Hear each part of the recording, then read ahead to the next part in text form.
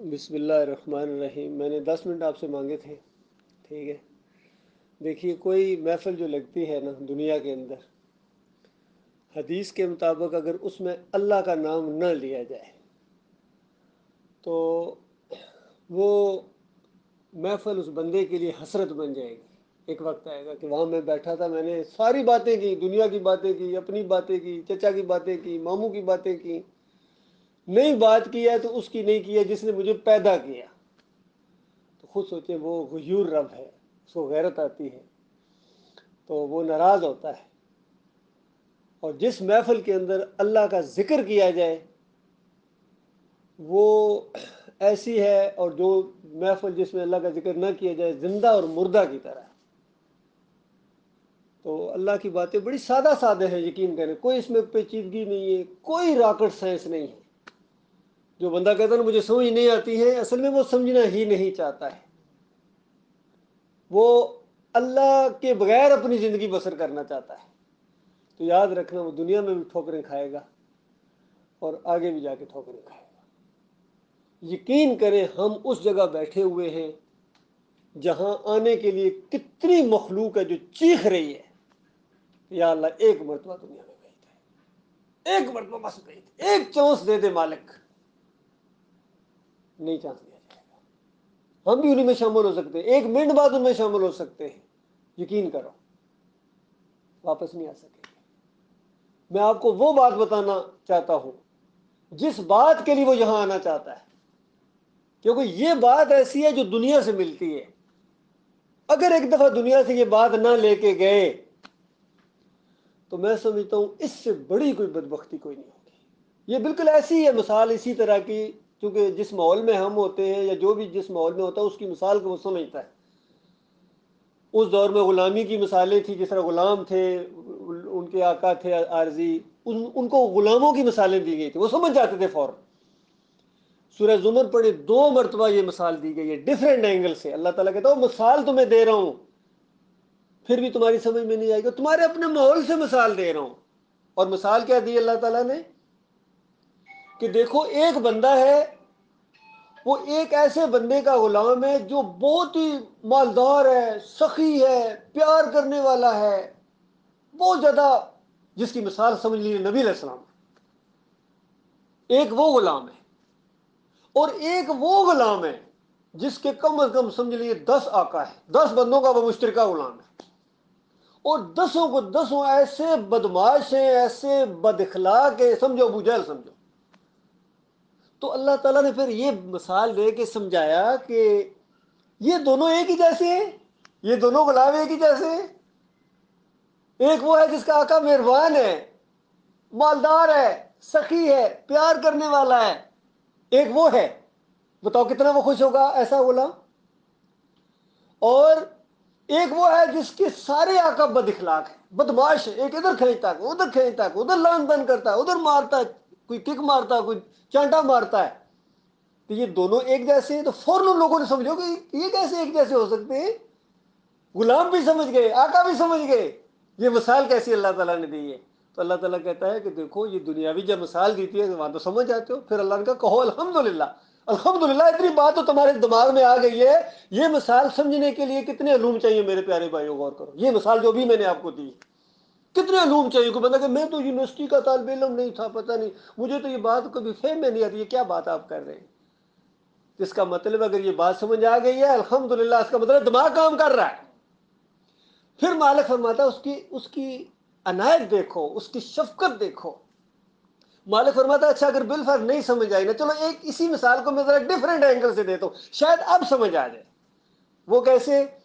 مالک فرماتا ہے ایک تو غلام ایسا ہے جو ایسا نکھٹو ہے، ایسا نکھٹو ہے، جو کام اس کو دو کرنے کے لیے وہ بگاڑ کے ہی آتا ہے۔ ایک تو وہ بندہ ہے، ہوتے ہیں کیسے آپ نے دیکھا ہوگا، کتنی مرتبہ آپ کا واسطہ ہو، یار تو کوئی کام ہی نہیں کر سکتا، جو کام تجھے دیا جائے اس کو بگاڑ دیتا ہے، کہتے ہیں نہیں کہتے؟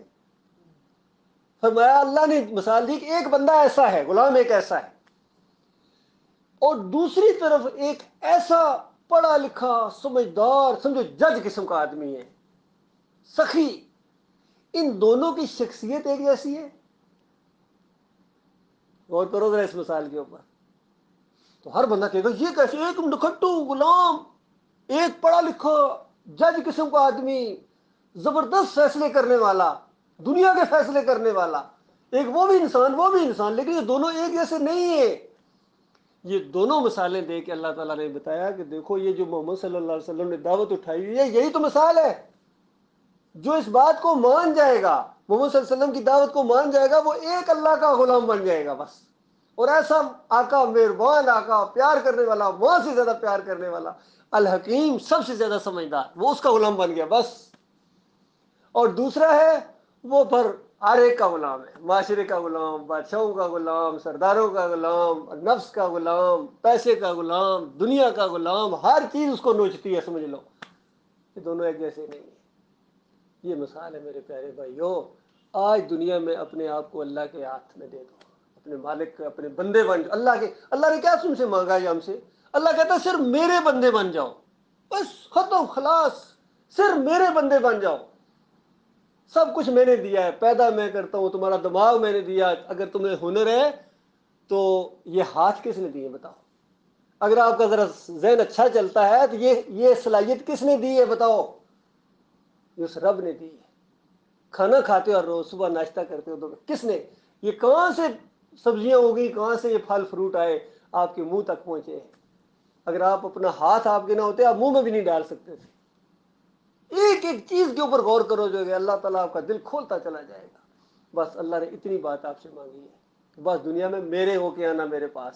اگر میرے علاوہ کسی اور کے سامنے جھکے تو وہ وقت اگر ختم ہو گیا، لاسٹ سانس آپ کا آ گیا تو بس پھر کہانی ختم ہو گئی۔ اور تمہارے دماغ میں یہ جو ہے نا کہ میں آگے جاؤں گا تو فلاں پیر صاحب بچا لیں گے، مولوی صاحب بچا لیں گے، اور میں فلاں نبی کا میں امتی ہوں۔ تم کہہ رہے ہو نبی کا امتی ہوں، جب نبی کہے گا میرا امتی نہیں ہے پھر کیا کرو گے؟ پھر کیا کرو گے بتاؤ؟ کس کو پکارو گے؟ اور آج تو کہتے ہیں نبی علیہ السلام شفاعت کریں گے۔ پورا قرآن و حدیث کا نچوڑ یہ ہے کہ شفاعت اس کی کریں گے جو مومن ہوگا، جو یہ چیز دنیا سے لے کے جائے گا، اس کی شفاعت ہوگی، اس کی سفارش ہوگی۔ اور جو یہ چیز یہاں سے نہیں لے کے گیا، چاہے نبی کا چچا ہے، چاہے ابراہیم علیہ السلام کا باپ ہے۔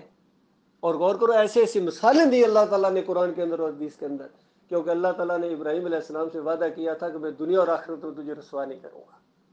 یہ وعدہ موجود ہے، اور قیامت والے دن اللہ تعالیٰ سے وہ یہی کریں گے، یا اللہ تو نے وعدہ کیا تھا کہ میں دنیا اور آخرت میں تجھے رسوا نہیں کروں گا۔ اس سے بڑی رسوائی کیا ہے؟ پوری انسانیت کے سامنے میرا باپ آزر گیا جہنم میں جانے والا ہے، تو اللہ تعالیٰ کہے گا ابراہیم نیچے دیکھ۔ ابراہیم علیہ السلام ایسے نیچے دیکھیں گے، اللہ تعالیٰ آزر کو ایک انتہائی غلیظ کیڑے کی شکل میں بنا دے گا، جیسے گن آتے ہیں۔ کئی ایسی دنیا میں ایسے کیڑے آپ دیکھ ہی نہیں سکتے، اتنے بدبودار اور ایسی گن ان سے آتی ہے، اللہ تعالیٰ وہ بنا دے گا۔ اللہ تعالیٰ ڈرتا ہے کسی سے؟ وہ بے نیاز ذات ہے۔ اور پھر ابراہیم علیہ السلام کی آنکھوں کے سامنے اس بچھو کو اٹھا کے جہنم کے اندر ایسا پھینکا جائے گا۔ مالک کوئی ڈرتا ہے کسی سے؟ میرے بھائیو یہ ہونے والا ہے، جو اپنے باپ کو نہیں بچا سکیں گے۔ اور انبیاء، نوح علیہ السلام کی آنکھوں کے سامنے ان کا بیٹا ڈوبا تھا یا نہیں ڈوبا تھا؟ آپ نے واقعہ سنا ہوا؟ نوح علیہ السلام کی سگی بیوی، یعنی اصلی بیوی جو سب سے قریب ایک رشتہ ہوتا ہے، پھر لوط علیہ السلام کی بیوی۔ اللہ نے یہ مثالیں کیوں دی ہیں؟ غور کرو، یہ کیوں دی ہیں مثالیں اللہ تعالیٰ نے؟ تاکہ آپ کا دل کھلے۔ اور پھر ایک اور بات، آخری بات، اس کے بعد میں ختم کرتا ہوں بات کو۔ قرآن میں لکھا ہوا ہے کہ جس بندے کے بارے میں جہنم کا فیصلہ ہوگا نا، وہ پتہ کیا کہے گا؟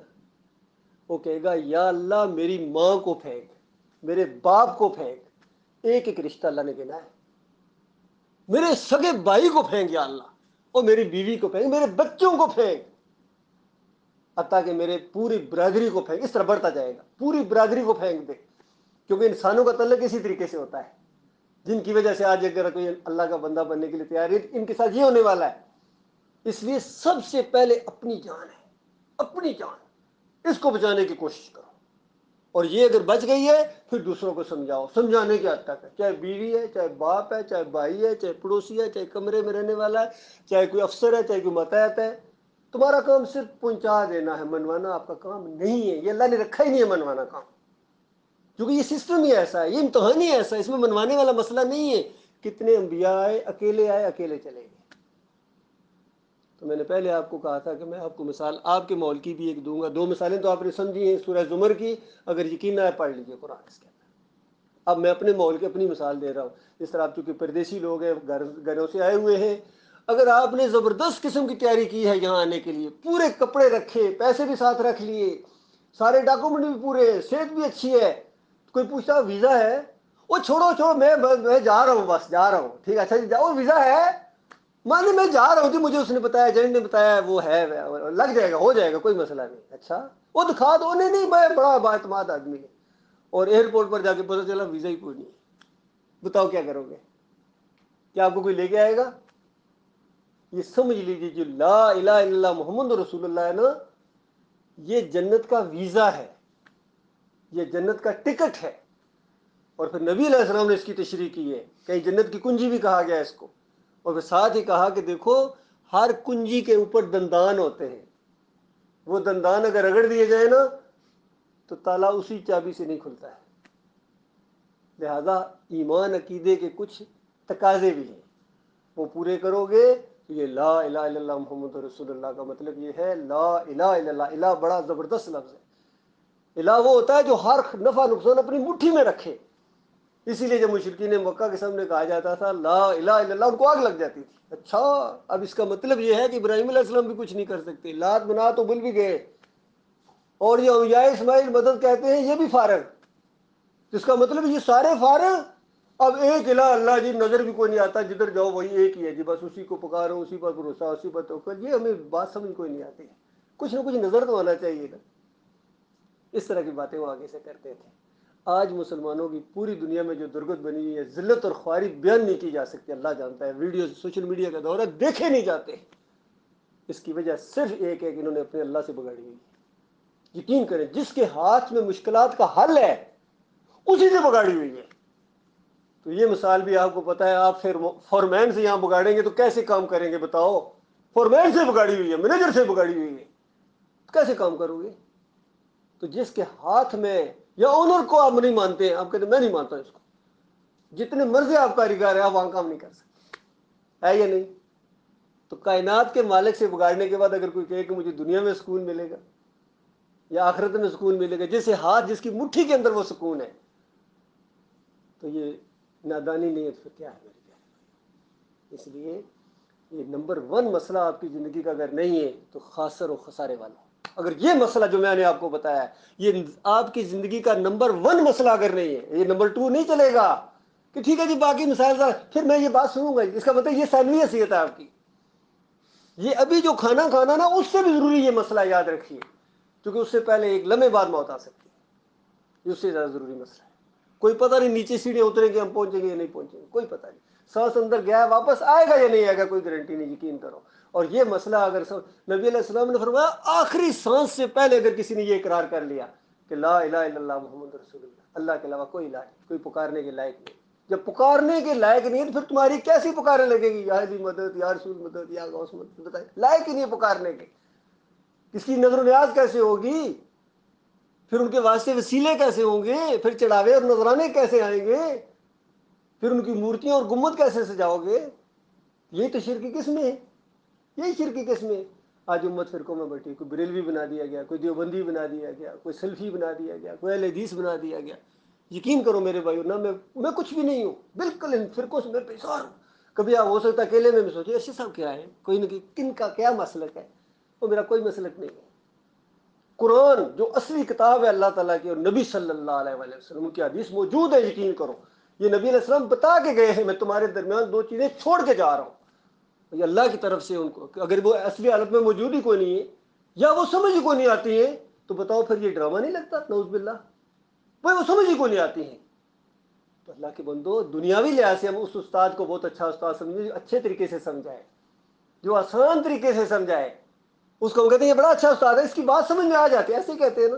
اور جس کی بات سمجھ میں ہی کو نہ آئے تو ہم کہتے ہیں پتہ نہیں کہاں کا, کیا جتنا مرضی آکسفورڈ کا پڑھا ہوا ہے, بڑی یونیورسٹیوں کا پڑھا, اس کی بات سمجھ کو نہیں آتی آپ کو. میتھ سمجھا رہا آپ کو سمجھ کو نہیں آتی, انگلش پڑھا رہا آپ کو سمجھ کو نہیں آتی, کیا فائدہ اس کا بتاؤ؟